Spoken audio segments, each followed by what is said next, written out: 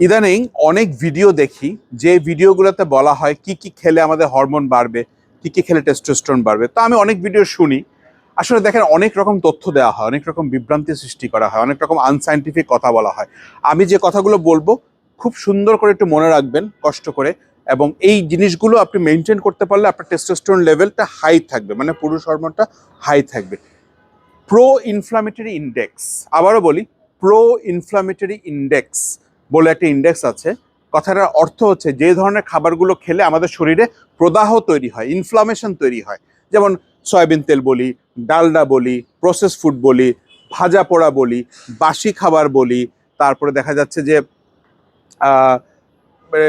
Sunflower oil বলি, বা cream জাতীয় খাবার বলি, কোল্ড ড্রিঙ্কস বলি, এগুলো হচ্ছে ইনফ্লামেটরি খাবার। তো এই ডায়েটারি ইনফ্লামেটরি ইন্ডেক্স বলে একটা স্কোরিং আছে। এই স্কোরিংয়ে যে খাবারগুলো প্রো ইনফ্লামেটরি কিংবা ইনফ্লামেটরি, এগুলো যদি আমরা অ্যাভয়েড করতে পারি, তাহলে আমরা আমাদের টেস্টোস্টেরনটাকে ভালো রাখতে পারবো। তো আমরা ডায়েটারি ইনফ্লামেটরি ইন্ডেক্স ফলো করে, এটা নিয়ে আমি সামনে আবার অন্য ভিডিওতে আপনাদেরকে বলবো কোন কোন খাবারগুলো ডায়েটারি ইনফ্লামেটরি ইন্ডেক্সে প্রো ইনফ্লামেটরি বা ইনফ্লামেটরি আসে। 2 নম্বর হচ্ছে আমরা কমপ্লেক্স কার্বোহাইড্রেট খাবো।